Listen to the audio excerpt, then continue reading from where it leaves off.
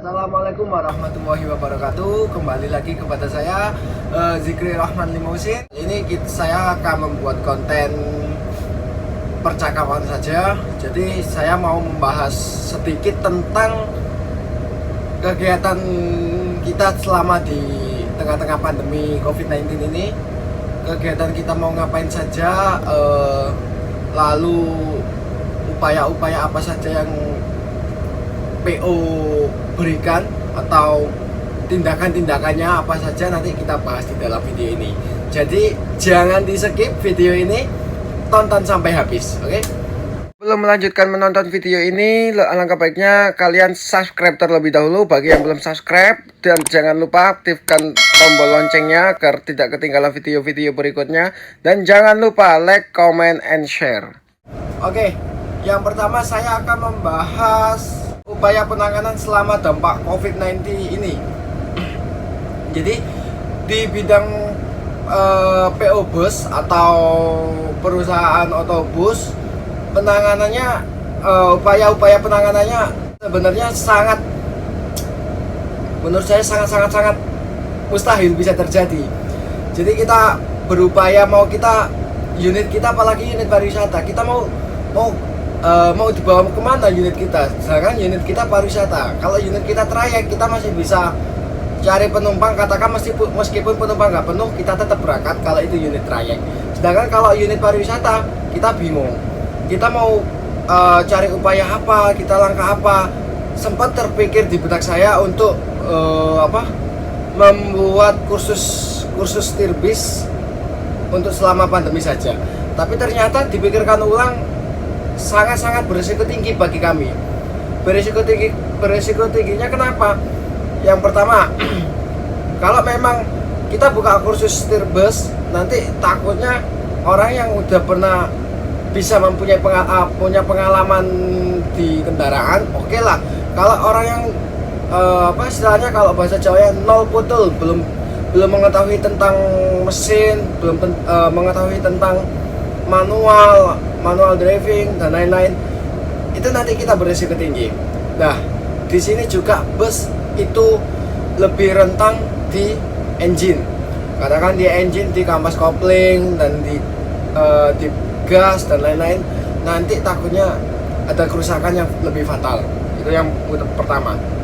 Untuk upaya penanganan selanjutnya, kita punya beberapa pikiran untuk unit kita mau dibuat trayek, dan ternyata tidak semudah itu. Kita harus punya unit-unit yang sekiranya layak untuk dipakai trayek, karena untuk trayek unit pasti bekerja keras gitu. Solusi di tengah-tengah pandemi. Solusi di tengah-tengah pandemi untuk perusahaan otobus pariwisata. Solusinya yang tepat adalah kita mentaati peraturan pemerintah dengan tetap stay safe dan di rumah saja. Itu kalau kita solusi di tengah-tengah pandemi. Terus solusi untuk pemasukan, seperti yang saya bicarakan tadi, untuk solusi pemasukan kita tetap kebingungan untuk mencari solusi atau upaya-upayanya. Jadi kita mau pakai apa, dengan cara apa, kita sangat mustahil terjadi kalau untuk kita lakukan semuanya. Jadi untuk bus pariwisata memang bergerak di kendaraan pariwisata untuk ziarah, untuk study tour, untuk dan lain-lain. Itu kalau sedangkan ada masalah seperti gini, unit pariwisata, bus pariwisata, kemungkinan susah untuk mencari solusi pemasukan lainnya. Dan kemungkinan ya ini kalau solusi dari teman-teman driver, dari teman-teman co-driver, mungkin solusinya ada yang banting setir sampai jualan, ada yang banting setir sampai ikut kuli bangunan dan lain-lain. Masih banyak kalau untuk dari grup. Untuk kita dari perusahaan, untuk solusinya kita tidak ada. Jadi seperti itulah. Kesan-kesan selama unit gak kerja ya. Kesan-kesannya selama unit gak kerja. Kalau kesan-kesan saya pribadi di perusahaan otobus pariwisata, selama kita udah 3 bulan ini, udah 3 bulan berjalan, kita nggak bekerja, unit nggak jalan, unit tetap di di rumah, nggak bisa keluar, nggak punya order. Kesan-kesannya ya memang agak bete ya. Mungkin semuanya pasti berpikiran gitu. Kok bisa gitu ya, nggak bisa. Ya memang gimana lagi, ini semuanya keadaan. Tapi saya yakin ini hanya sementara. Ini semuanya hanya sementara. Kesan-kesannya ya setiap hari kita bisa lihat bis di garasi. Jadi bis meskipun nggak jalan tapi tetap kita kontrol. Itu kesan-kesannya lebih ke perawatannya semua. Jadi kita unit selama di garasi, perawatan ke unit kita utamakan. Jadi kalau ada pun bodi yang lecet atau atau AC nggak dingin, kita semuanya maintenance-nya di garasi aja semuanya. Jadi kesan-kesannya ada susah, ada senang, ada bahagia, semuanya campur di sini. Untuk kesan-kesannya selama pandemi ini banyak lah, kalau kesan-kesannya banyak banget. Langkah selanjutnya, oke. Langkah-langkah selanjutnya saya akan membahas tentang langkah-langkah kita menuju Indonesia new normal, oke. Di bulan Juni pemerintah berwacana untuk membuka lagi beberapa destinasi wisatanya seperti di Jogja. Di Jogja kemungkinan insya Allah kalau memang terrealisasi di tanggal 8 Juni 2020 Jogja sudah bisa dibuka kembali. Nah, untuk langkah-langkah new normalnya kita tetap mematuhi aturan pemerintah dengan tetap mematuhi protokol kesehatannya seperti memakai APD yang benar, lalu menyediakan hand sanitizer, lalu desinfektan setiap penumpang naik kita tetap sediakan semuanya. Jadi fasilitas untuk mematuhi protokol kesehatannya kita tetap harus lengkapi. Untuk menyambut new normal persiapannya apa saja? Seperti tadi, persiapannya seperti itu. Lalu untuk di bidang penarikan wisatawan kita tetap harus berkoordinasi dengan teman-teman daerah. Katakan kita bekerja sama dengan travel agency. Travel agent mencari penumpang atau customernya dengan meyakinkan, oke lah, ini fasilitas dari sini udah lengkap. Jadi gimana caranya penumpang atau wisatawan itu tidak ragu dengan kita, gitu. Untuk persiapan new normal. Jadi kalau orang pikir masa iya setelah dibukanya destinasi wisata orang-orang bakal langsung pergi gitu kan? Nah, di sini pasti orang-orang masih punya rasa ketakut dengan yang namanya virus COVID-19.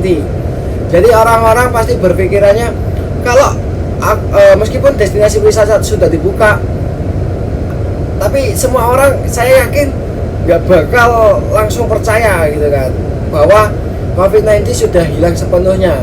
Nah, jadi di sini kita tugasnya apa? Meyakinkan kembali penumpang-penumpang atau wisatawan kita yang ingin bepergian dengan apa? Dengan memberi fasilitas kesehatan, lalu tetap mematuhi protokol kesehatan dengan social distancing itu, terus ya semuanya untuk yang protokol dari pemerintah kita harus terapkan semuanya.